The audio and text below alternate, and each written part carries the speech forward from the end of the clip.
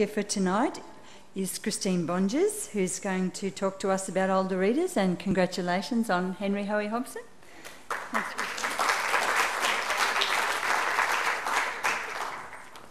Thank you. It's been an exciting day, and great end to the day is having my lovely publisher, Leonie Tile, here. Legend in children's and young adult publishing in this country, and she had all 6 of her woolshed authors that were notable books today. And it's lovely to see Trisha here as well. No, I didn't pay her. Oh, look, it sounded so easy when she rang up and said, Chris, would you like to pick your favourite 6 older books for 2011? And I went, in my innocence and ignorance, I said, oh, I'd love to. And of course, then I found out there were 95 novels to get through. And of course, I'd only read 10. And I don't know how Cheryl got 2 months, because I had 3.5 weeks to get through 85 novels. So I am a notorious layabout. My kids often walk in and I'm lying on the couch with my legs in the air and I'm reading a book and I go, I'm working. So I thought I'd give it a good crack, and I sort of had to prioritise, because no one gets through that many books in 3.5 weeks. So I prioritised the books I really had to read, the books I really wanted to read, and ones that Trisha even thought I probably should read. And I decided that I could get through it if I got the cat to clean up after breakfast. I got the kids to eat Weet-Bix for breakfast, lunch and dinner, and I got them to clean up by putting anything that would attract cockroaches, just pop it in the Beagle. And it did work, but I still ran out of time long before I ran out of books. I think I read less than half of the books on the list, and had already found more than 20 books that I thought were just terrific and worthy of being notable books, in my opinion. So I've posted them on my website. You can have a look at www.christinebongers.com, and you can see the 24 books that I thought were my Clayton's notables for 2011. But I had to come up with 6, and I really despaired and tortured myself, because I had 3 books that were always going to be in my short list. They would have been really hard to knock off. And I had 3 other slots that just about every other book that I read got into the 3 other slots, and then out again and in again and out again. And I was tearing my hair out, and luckily I have lots of teenagers in my life. I have kids aged between 11 and 21. And they took pity on me and they said, oh, look, why don't you just choose some books that we'd like, instead of choosing books that you old people like?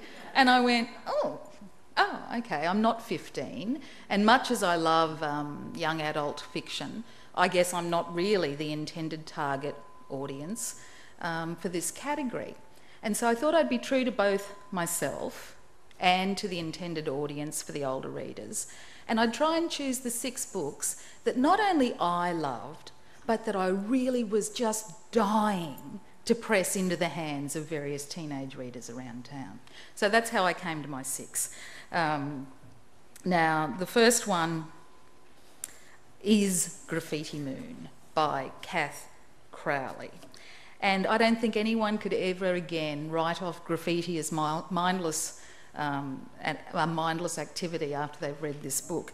This is just beautiful, lyrical, well-crafted. It's told seamlessly in 3 voices. There's Ed, Lucy and the poet. And Ed is a functionally illiterate high school dropout who has a lot of trouble with words. He drops out of school because he just can't handle the assignment sides of things. And even though he's protected by his friend who helps him with assignments, by the time he gets to grade 10, it's really too hard. So Ed moonlights as an elusive graffiti artist known only as Shadow. And his voice is through his art. Shadow is the guy who paints in the dark, paints birds trapped on brick walls and people lost in ghost forests. He paints guys with grass growing out of their hearts and girls with buzzing lawnmowers. And Lucy Dervish is smitten by Shadow. She is doing a glass blowing apprenticeship as part of her grade 12 studies, and she's determined to track Shadow down. "I'm so close to meeting him," she says, "and I want it so bad. When wanting collides with getting, that's the moment of truth."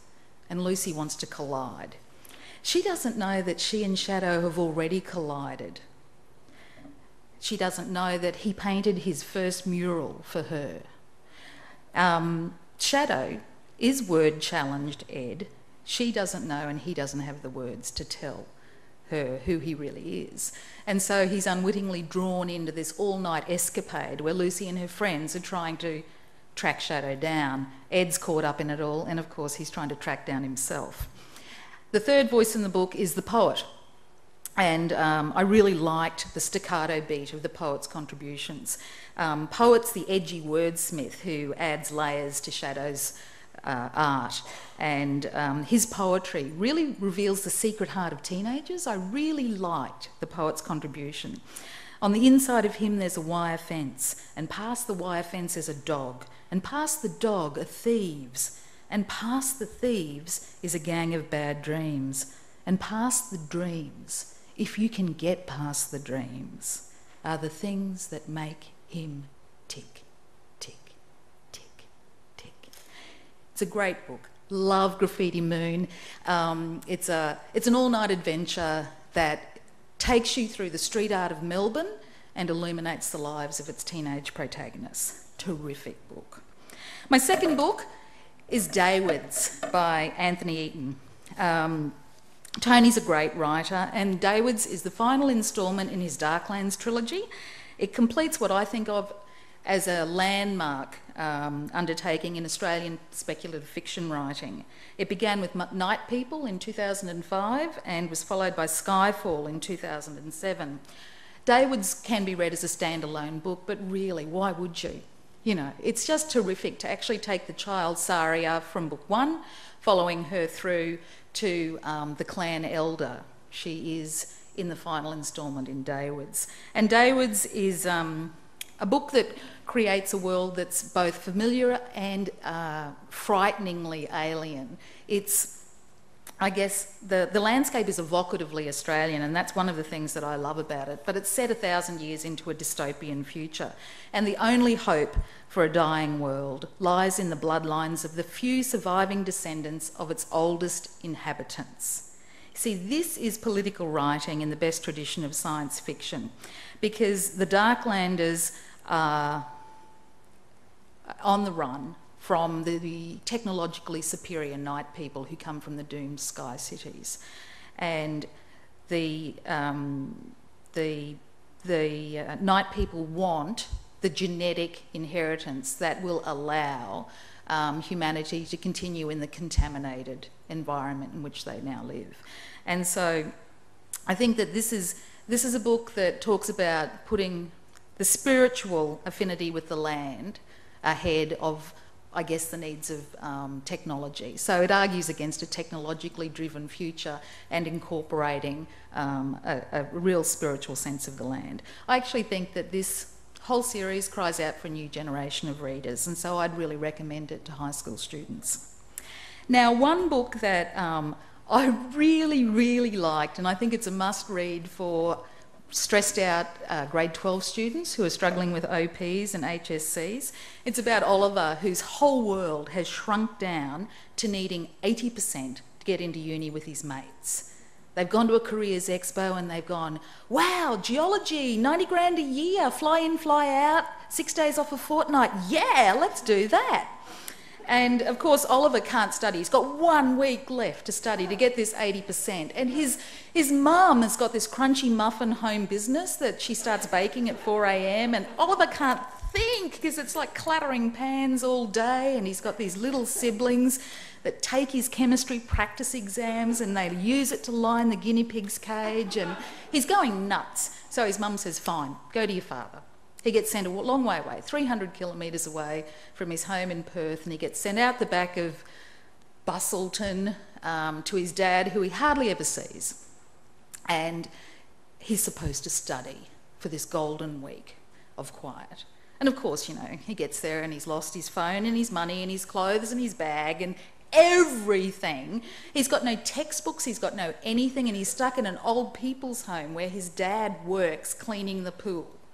And it's a disaster, and no one cares. And he's got all these eccentric old people who don't think that he should be worried about any of this.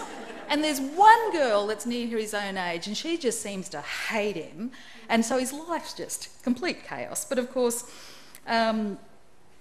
somehow between these incorrigible elderly people and the girl that he can't impress, the universe lends a hand, and textbooks are found, and there's even tutors are found, including this gorgeous Dr. Dave, who's a retired physics tutor, and Oliver goes, yes, he can help me with physics. And Dr. Dave is now a geriatric nudist, and he's delighted to hear that Oliver wants to do geology. A rock licker, he shouts. I used to date a geologist back in my 30s. I'd never seen anyone lick rocks before. And Oliver's, of course, horrified because, I mean, he doesn't want to be a rock licker. He wants 90 grand a year, fly in, fly out, 6 days off a fortnight. So he can just see his whole future crumbling beneath him. He's 17. How's he supposed to decide what to do with the rest of his life? I love this book, I really did. I thought it was a breath of fresh air for stressed out teenagers and for parents who are trying to get them through grade 12 without imploding. Each chapter starts with like a little scientific formula, like stress equals force over area. And it captures like Oliver's study program as well as the pressures and changes he's going through. Waves are a common theme in Wavelength. And why not? Life has oceans of possibilities if you can manage to stay buoyant and learn to ride its peaks.